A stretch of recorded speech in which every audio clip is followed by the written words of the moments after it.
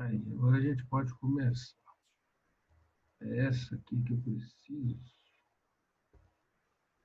Ou é essa aqui? Essa aqui.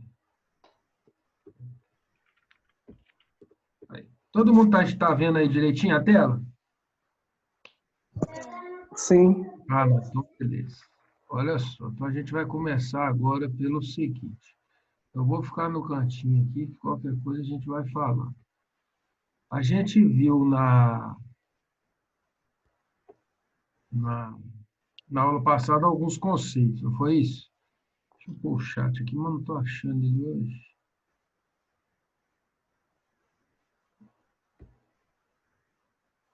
Então a gente começou a falar, olha só, a gente começou a falar de capitalização simples, tá certo? E a gente fez alguns, vocês falaram alguns dos conceitos, não foi isso que a gente fez? O que eu fiz hoje? Eu trouxe alguns conceitos e nós vamos começar a fazer um exemplo. Amanhã eu passo as fórmulas todas e semana que vem a gente começa a fazer exercício sobre juros simples. Tá ok? Então a primeira coisa está aqui, introdução à capitalização simples. Aí eu coloquei, a primeira coisa, aula de hoje a gente vai continuar definindo alguns conceitos e relembrar aqueles conceitos que a gente fez na aula passada. Tá ok? Como é que eu não posso esquecer isso aqui? Espera aqui, tá aqui. Vou pôr aqui. Se precisar, o bate-papo está aqui, tá, gente? Pode usar aqui também, tá beleza?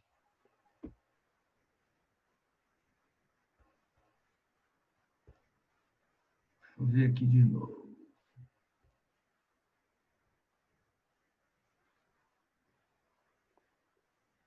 Todo mundo aí. Então, aqui. Então, a gente vai definir alguns conceitos e relembrar alguns conceitos que a gente viu na aula passada. Olha só, a primeira coisa que eu coloquei aqui foi um gráfico, tá vendo? Aqui eu estou chamando de capitalização simples, e esse gráfico aqui está elucidando a capitalização simples, correto? Vocês estão vendo que aqui tem uma reta constante? Olha só. E a capitalização composta está tipo uma parábola, não está vendo? Estou conseguindo enxergar isso aí? Fala comigo, gente. Sim. Isso. Por que que a capitalização simples é constante e a capitalização composta é uma parábola? Fala para mim. Todo mundo tem que falar. Porque os juros da composta vai aumentando? Tipo assim. Isso, os juros da composta vai aumentando. Agora, melhora isso aí. Os juros da composta vai aumentando em relação ao quê? Tá certinho isso. Completo, Vanessa? No caso, é do valor mensal, né? Por exemplo. Do mês anterior, no caso. De quê? É isso? É. Dos juros? Não. Dos juros? Não, não é dos juros, não. O juro Capital? Isso. Ótimo. Olha só. Então, a gente tem aqui uma constante na capitalização simples, porque o juro incide somente uma vez em cima do capital. Ou seja, por isso que chama capitalização simples ou juros simples. Na capitalização composta, os juros, ele vai incidir em cima de quê? Fala para mim. Isso é matéria para o nosso próximo semestre. Aqui a gente definiu que o juro só vai incidir sobre o capital inicial, não foi? Fala comigo. Sim. E na capitalização composta? Vai incidir sobre o capital mais o juro arrecadado anteriormente. Exatamente. Então, isso é que eu preciso que vocês guardem. Um é sobre só incidência sobre o capital inicial, e depois desse momento aqui, que a gente vai chamar de capitalização composta, os juros vai incidir sobre o capital mais os juros no primeiro mês. Depois, no mês seguinte, capital mais juros sobre juros. Daí, o que a gente chama de juros em cima de juros. Vocês conseguem entender a diferença, então, de uma para outra até o momento? Diferença entre Sim. juros simples e juros compostos? Sim. Sim. Tá claro isso, não é isso? Então, beleza. Então, vamos para frente. Aí eu coloquei aqui o conceito para vocês. Olha lá que beleza que eu pus esse conceito aí. É tudo o que a gente está falando. Eu coloquei, quando tratamos de juros simples ou capitalização simples, estamos falando sobre os juros que incidem apenas sobre o valor inicial, ou seja, não há incidência de juros sobre juros. Ficou claro isso aqui? Sim. Ótimo. Foi mais ou menos o que a gente falou, né, anteriormente. Isso. Agora, o que faltou a gente inserir aqui? Tem uma palavrinha. A gente está calculando juros, a gente fez o cálculo de juros na aula passada, mas a gente esqueceu de falar sobre o quê? Tem uma coisa muito importante aí. Vou ajudar. Por exemplo, se a gente pega um dinheiro que a gente está chamando de capital inicial, não foi? Uhum. Não foi isso? Sim. Beleza. Esse dinheiro que a gente pega emprestado, ele vai ser por quanto tempo? Fala comigo, gente. Quanto tempo? Anual? Não. Ou mensal?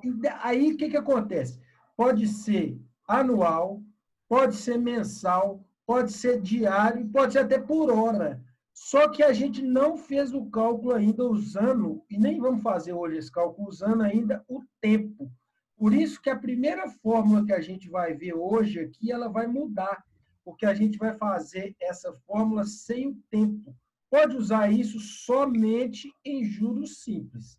Alguém conhece alguma instituição financeira que trabalha assim? Não. Não existe. Então, por isso que a gente tem que estudar os juros simples para dar o embasamento depois para a gente estudar os juros compostos. Tá ok? Aí, o que eu coloquei para vocês aqui? Relembrando. Para a gente padronizar os conceitos, eu coloquei aqui que capital. Entende-se por capital, do ponto de vista da matemática financeira ou do cálculo financeiro. A gente tem 3 computadores ligados aqui. Ou da matemática financeira, qualquer valor expresso em moeda e disponível em determinada época. O grande X da questão aqui. As nossas instituições financeiras hoje fazem transações em moedas sem ser a nossa, ou seja, sem ser real? Fala comigo, gente. Eu acho que não. Por isso que eu pus isso aqui, ó, em moeda disponível. Qual que é a nossa moeda? Não é o real? Sim. Então, na nossa economia hoje e no nosso mercado, não pode usar outra moeda sem ser o real. Mesmo se tratando... Você já ouviu falar em IFRS? Fala comigo. IRS? IFRS. Eu não. IFRS são normas internacionais de contabilidade. Vocês já estão estudando lá com a Verônica fechamento de balanço, não estão? Débito e crédito.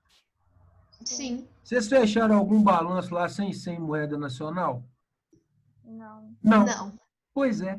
Porque para fazer isso, tem que fazer as adequações do balanço de acordo com as normas internacionais de contabilidade, que chama IFRS, passando para o brasileiro para depois ele ter validade. Apesar que a nossa padronização de balanço patrimonial é a mesma dos Estados Unidos.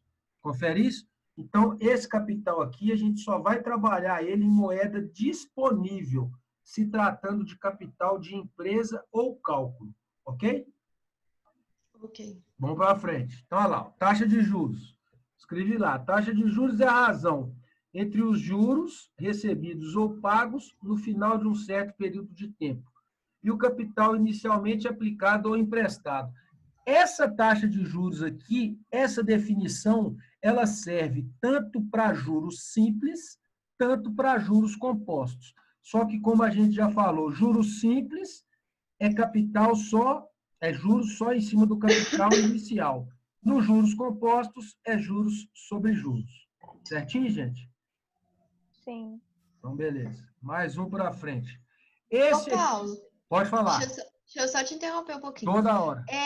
Eu cheguei mais ou menos há pouco tempo Uhum. e esse conteúdo tá lá no AVA? Vou É porque eu colocar não. isso. Não, pode, o que eu expliquei. Eu vou colocar essa videoaula mais esse material em PDF. Vou colocar os dois. Assim que Tá joia, terminar, então. vou colocar isso tudo aqui para ficar padrão. Porque eu vou perguntar isso tudo aqui para vocês. Igual na primeira prova. Tudo isso aqui eu vou Misericórdia. perguntar para vocês. Tudo. Só eles vão ver. Aí, então tá. Então, vou continuar. Aí, depois a Tá gente... joia, então. Obrigada. Nada, que isso, pode ir. Ô, Vitória, foi você que falou, que me pediu um negócio da aula, você me desculpa mais uma vez. As próximas sempre eu marco às 19h30, tá? Só para me Tá joia, Paulo. atropelar Não hoje, tem por isso problema, que... não. Não, mas fica ruim, não faço mais às 19h. Aí Tá aqui, ok. ó, tá beleza. A gente chamou de prazo. Então eu coloquei lá, prazo, período de tempo acertado entre as partes. Essas partes aqui, ó, só pode ser legalmente, hein, gente? Instituição financeira e cliente. O cliente pode ser pessoa física ou pode ser pessoa jurídica. Então, a gente vai lá, vai pegar o dinheiro durante um certo período de tempo, que a gente chama de prazo, e vai fazer a operação financeira dentro do banco. Aí, em Manhuaçu, como eu moro aí também, já contei para vocês, tem gente que faz isso aqui ilegalmente. Como é que chama isso aí, gente? Nossa, fugiu o nome agora. Agiota? Agiotagem, isso. Isso. Tem demais aí, não tem? E eles já me contaram aí, que na terra de vocês, que agora é minha, que tem muita gente aí que usa palavra, não tem? E quem pega dinheiro com agiota e não paga aí, acontece o quê? Eles me contaram já que toma tiro aí. Ainda Aqui também. mais na época do café agora aí, que é a safra que eu estou acompanhando daqui. Isso não Aqui vai em Espera ter... Feliz também é assim. Pois é, eu venho conhecendo a história daí e vou me atentando a isso, porque diz que aí a situação é muito perigosa com a agiotagem. Para o banco, não. Mas ainda se usa muito aí emprestar dinheiro desse tipo aí. Que para nós não interessa. Por quê? Todo o capital que a gente tem que ter em mente hoje, ele tem que ter registro no balanço patrimonial, que é o patrimônio da empresa. Vocês concordam? Que o patrimônio da empresa é representado pelo balanço patrimonial, ativo e passivo, bens e direitos, obrigações e PL, não é isso? Que é a riqueza dos sócios a primeiro momento. Todo mundo está ciente disso, ok? Sim. Ótimo. E depois, agora, a gente vai entrar com esse conceitozinho aqui que chama montante. Montante, um determinado capital, quando aplicado a uma taxa periódica de juros, por determinado tempo, produz um valor acumulado, denominando-se montante. Então, eu posso falar que montante, presta atenção, ele não passou nem na fórmula ainda. Eu posso falar que montante é igual a capital mais a taxa de juros? Sim. Então, ótimo. A primeira fórmula que a gente tem aí, sem decorar, montante é igual a capital mais a taxa de juros. Pode falar. Alguém falou alguma coisa, não? Então, vamos. Então, montante está aqui. Capital mais a taxa de juros. Ótimo. Independentemente de ser juros simples ou juros compostos. Vamos para frente. Eu coloquei aqui agora para vocês os últimos 3 conceitos que a gente precisa ter em mente para a gente começar a fazer conta. Risco, despesa e inflação. Nós falamos desses 3 aqui na aula passada, não falamos? Fala comigo, gente. Cadê vocês, gente? Que vocês estão mudos aí? Pode Falamos sim, Paulo. Falamos. Risco, despesa e inflação. Então, o que é risco para uma instituição financeira? O que é despesa para uma instituição financeira e o que é inflação para uma instituição financeira? Fala comigo. Fala comigo, gente. Eu vou mostrar, mas vocês têm que me falar. O que é isso e isso aqui em relação a uma instituição financeira ou banco? Despesas são os gastos que ela tem, né? Isso, os Sim. gastos que ela tem, a gente está chamando de quê? de despesas. No caso, água, luz. Não. Não? Isso aí a gente vai chamar de outra coisa. Isso aqui é lá na contabilidade. Nós estamos falando aqui em termos de contrato, ou seja, em termos de tomamento de empréstimo. Esquece as despesas não operacionais lá. Eu quero as Isso seria despesas. Pode falar, Vanessa? Deixa eu ver. O risco seria a pessoa não pagar? Isso, exatamente. Todo banco ou toda instituição financeira trabalha com risco e também trabalha com despesa. Essa despesa aqui é tudo que está embutido dentro do empréstimo, ou seja, dentro daquilo que a gente vai tomar emprestado. Vocês conseguem perceber que, além da taxa de juros, tem qual outra taxa? Não tem taxa de administração, não tem um monte de taxa embutido. Vocês conseguem enxergar isso antes de eu mostrar a relação? Sim, geralmente tem taxa até para questão assim de papel. A gente tem que brincar, tem taxa Né? até para respirar dentro do banco, não tem? A gente entrou dentro do banco, gente, a gente pagou, não tem outro jeito. Aí o que acontece? Isso aqui eu quero que vocês se atentem. Vocês já viram aquela propaganda assim, compre um carro em 48 vezes sem juros? Existe isso, gente? Não. Não existe isso em banco. Primeiro, vai responder a nossa primeira pergunta, porque banco não trabalha com juros simples, só trabalha com juros compostos. Olha como é que eu escrevi para vocês. Primeiro foi risco, não foi? Fala comigo. Sim. Então tá Foi. aqui, ó. Risco. Probabilidade de o tomador do empréstimo não resgatar o dinheiro. Quem que é o tomador do empréstimo? As instituições financeiras e os bancos. Aí a gente falou lá de despesas. O que eu coloquei para vocês? Todas as despesas operacionais, contratuais e tributárias sobre o empréstimo e sobre a efetivação da cobrança. Essa parte tributária aqui, ó, é onde que o banco recolhe o tributo dele para o governo. Porque além dele tomar o nosso dinheiro, vou nem falar isso, né? Tomar é errado. Além da gente pegar o dinheiro emprestado com o banco, a gente não paga uma carga tributária em cima do dinheiro? Fala comigo. Sim. Pagamos, não pagamos? Só que além da gente pagar essa carga tributária para o banco, a gente também paga para o governo. Então, a gente paga isso aqui 2 vezes e o banco só paga uma para o governo. Ele toma da gente 2 vezes isso. Eu gosto de sempre ressaltar isso. Eu não estou falando que o banco está errado, não. Ele está certo, porque ele ganha disso, ele ganha dinheiro em cima disso aqui. Tá ok? E, por último, a gente falou, eu coloquei lá para vocês, foi inflação. Eu coloquei aqui, ó, índice de desvalorização do poder aquisitivo da moeda previsto para o prazo do empréstimo. Por que eu escrevi isso aqui? Índice de desvalorização do poder aquisitivo da moeda previsto para o prazo do empréstimo. Porque o que acontece com o valor do dinheiro que você pega hoje para pagar um bem? Vamos dizer, você vai comprar um carro ou uma moto que custa 30 mil. Ok? É um exemplo hipotético. Você vai lá e financia 20 mil em 48 vezes. Vocês concordam que depois das 48 prestações que se pagar, a gente consegue pagar 2 ou 3 carros? Ou moto? Isso está aceso na cabeça de vocês? Fala comigo, gente.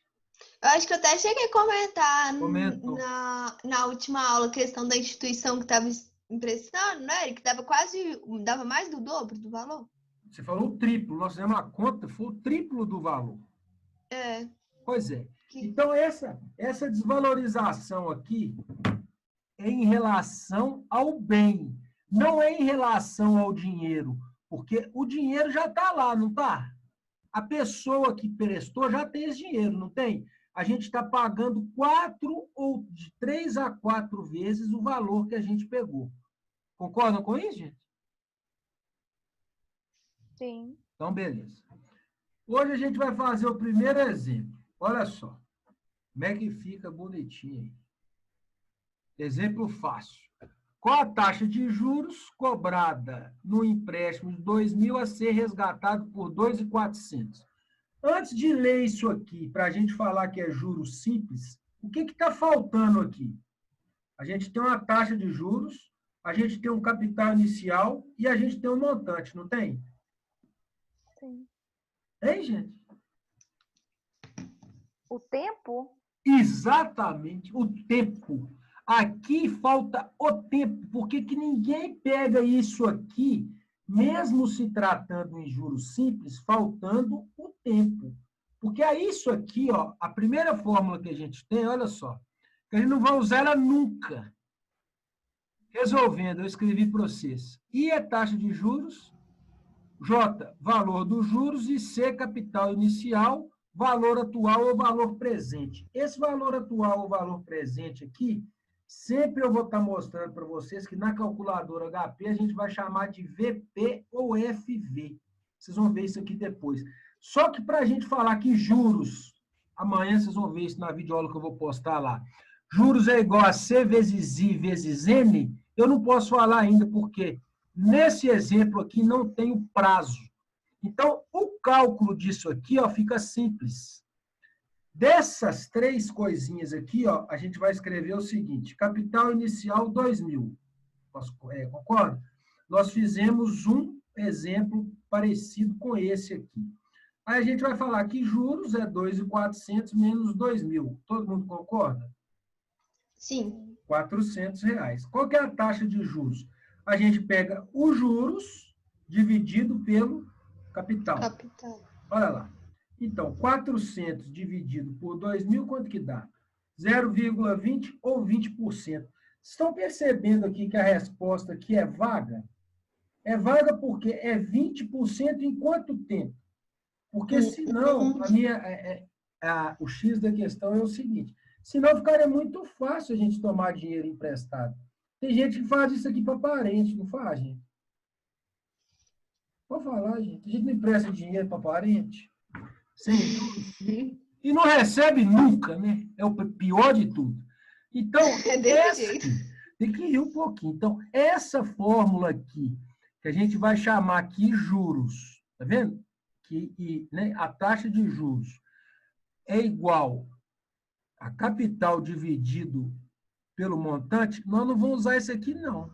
Isso aqui é só para me mostrar para vocês a diferença de se calcular sem ser a fórmula juros é igual a capital vezes taxa vezes prazo. Concorda? Esse é o exemplo que eu preciso que vocês saibam hoje. Dúvidas nesse? Não. Muito fácil, né, gente? Ô, Paulo, nesse aí dá para usar também quando igual, se você der um exercício que não tiver a taxa de juros, aí a gente pode usar isso aí, não pode? Se não tiver o prazo, pode. Isso aqui só serve se não tiver prazo. Sabe que dia que eu vou fazer isso com vocês? Nunca. Só hoje. Porque todas as vezes que a gente for calcular, a partir de agora, juros simples, eu tenho que falar para vocês e vocês têm que saber qual que é o prazo. Correto? Correto. Por hoje é só. Deixa eu interromper isso aqui para a gente conversar um pouquinho. Olha só. Então, por hoje, esse material lá eu vou postar. Vocês vão pegar esse material e vão ter que saber esses conceitos. Porque esses conceitos eu vou perguntar para vocês, igual eu perguntei na primeira avaliação. E a partir da manhã eu vou desdobrar a fórmula de juros simples em cada etapa. Vocês vão ver. Aí a gente vai fazer uma bateria para etapa 1, para etapa 2, para etapa 3, para etapa 4. Eu vou desdobrar a fórmula em 4 jeitos de vocês fazerem. Tá combinado assim, gente? Ó, peraí, tem mais um aqui. Gustavo. Combinado assim, gente? Sim. Alguma... Ô, Paulo, fala comigo.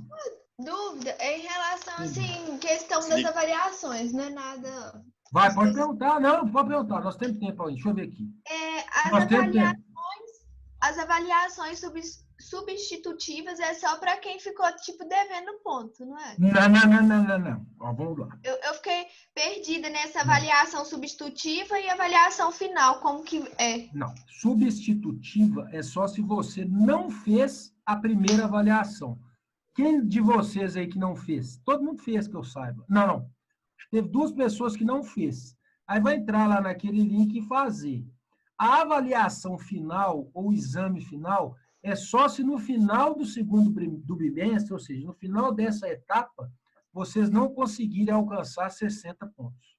Então, quem já fez a avaliação, tem os pontos de trabalho e daquele acesso que vai funcionar, que eu mandei o documento para vocês, não precisa fazer substitutivo, é só quem perdeu. E eu tenho registrado no sistema e no AVA quem fez e quem não fez. Além dos alunos que entraram em dependência nessa disciplina aqui, também vão poder fazer a avaliação substitutiva. No caso de quem fez, não, já está fechado. Pergunta de novo. Esse semestre vai ter multi? Não, esse semestre não tem multi. O que acontece? Esse semestre a gente vai ter agora o fechamento dele, igual foi a primeira etapa, não tem multi. O que a gente, como professor lá, conversou com todas as coordenações, eu acho que a multi para vocês, nesse momento, ia ficar muito pesado, porque a multi é grande. Vocês entendem? Então, eu acho que não funcionaria bem, a minha opinião e a opinião de todos os outros coordenadores também. Então, a multi é só para o semestre que vem.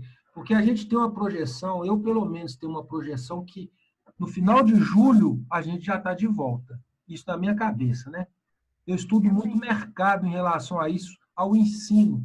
Faço consultoria em relação a essas coisas também, já fiz para muitos empresários daqui. A projeção que a gente tem é para estar começando o segundo semestre, ou seja, em agosto a gente já está começando com aulas. Não como era, ou seja, a gente vai ter que fazer um distanciamento, vai ter que ter carteira, uma série de adequações que a gente, como faculdade, vai ter que fazer. Mas eu tenho para mim que em agosto a gente já começa com as aulas presenciais. Porque senão a gente vai ter que mudar tudo. Contrato, aí vem uma série de coisas. Porque até então a gente está conseguindo fazer isso remotamente. Vocês conseguem entender isso? Só que não é o certo isso. Tá? A gente está fazendo, então uma coisa que aconteceu, ninguém esperava, mas até as diretrizes mudarem, que eu sei que vai mudar, não tem jeito de não mudar. É agora na virada do semestre. E eu tenho quase certeza, na minha opinião, e nos estudos que eu faço, que em agosto a gente começa, pelo menos, voltar remotamente presencial, ou que seja de rodízio, ou que seja de qualquer forma. Porque senão nenhuma instituição de ensino vai aguentar. Porque aí a tendência de tudo é virar EAD, vocês concordam? Porque a gente está adequando para ensino remoto agora. Agora, se isso perpetuar para frente, não vai chamar ensino remoto, vai ser EAD. Vocês entendem a diferença? Sim. É só isso. Mas, Ô, Paulo, aí voltando lá na minha dúvida. No caso, igual quem não tiver que fazer a substitutiva e nem o exame final, a partir do dia 22 já está assim, mais de boa, digamos? Praticamente de férias. Tá. Entendi. Depois que fechou as notas lá, você tem mais de 60 pontos, encerrou o semestre. Então a gente vai entrar de férias cedo. E passar, né, gente? Porque vocês não fizeram trabalho nem prova minha ainda falta, né? A primeira eu estava só testando, agora a gente vai caminhando, né? Ai, Paulo, maldade, coração. E a sua prova vai ser quando, Paulo? O calendário, Azar, você confere para mim? Vocês me conhecem, eu sou muito Deixa eu ver honesto. aqui. Eu não sei de cor, não, mas já está aí, eu já passei, está a data dela. Peraí, Paulo. Pode estar. Dia 15/6. Aí, ó. 7 horas da noite. Aí, ó. Então é isso aí. Dia 15 nós já temos. E o trabalho até o dia 15, eu já, a partir da semana, a partir de amanhã, eu já ponho trabalho para vocês fazerem. Aí o somatório de todos os trabalhos, a gente vai trabalhar da mesma forma. Tem a totalidade dos pontos. Combinado assim? E no caso vai ser igual foi o outro, tipo assim, um para a turma, ou vai ser individual? Aí a gente vai combinando aqui. Gente, olha só, vocês vão me conhecendo a cada dia que passa mais. O importante, eu quero que vocês aprendam essa disciplina, aprendam o conteúdo. A prova alguma coisa. Mas nesse momento eu preciso que vocês aprendam. Os trabalhos a gente vai fazer, vai corrigir, igual a gente fez no primeiro bimestre. Vocês já sabem que comigo não tem pegadinha, não tem história, não tem nada, não. Vocês têm que aprender. Não tem outro jeito. É só isso. Certo? Ô, Paulo. Fala comigo, Ronaldo. No caso aí da nota, igual aquele dia lá, eu estava fazendo a prova, até te mandei mensagem na hora da prova. Mas você concluiu a A prova. minha internet, não, a Concluiu. minha internet caiu. Aí o que Pois é, mas aconteceu? deixa eu escutar você Isso, primeiro. aí Desculpa, quando eu fala tentei primeiro. voltar, não consegui. Eu Então, não mas tinha enviado. Aquela nota vale? Mesmo a que eu tinha feito, a nota vale? vale porque o sistema leu. Se você não tivesse clicado em enviar ou finalizar, você poderia fazer a substitutiva, mas agora não pode mais. Mas sua Mas eu não situação está enviei boa, aquele Ronaldo. dia, não. Mas Eu não enviei não, aquele dia. enviou, tá escrito lá que está finalizado. Aí o que acontece? Vou te explicar. Eu não consigo mudar isso no sistema, você me entende? Não consigo mudar. Entendi. Tá? Não Mas vamos entendi. junto aí que não vai dar errado, não. Vai dar tudo certo. Beleza. Certinho, gente? Boa noite, até amanhã. Assim que tiver pronto o conteúdo do Hoje Tudo Certinho, eu já aviso para vocês lá. E amanhã eu vou botar a videoaula lá e a gente vai conversando. Tá ok? Boa noite para Tá todos joia, aí. então. Ok, Paulo. Então, boa noite, vocês fiquem com Deus. Boa noite. Boa Muito noite. obrigado, tá? Boa noite. Obrigada de você. É isso, é um prazer. Tchau. Tchau. Tchau.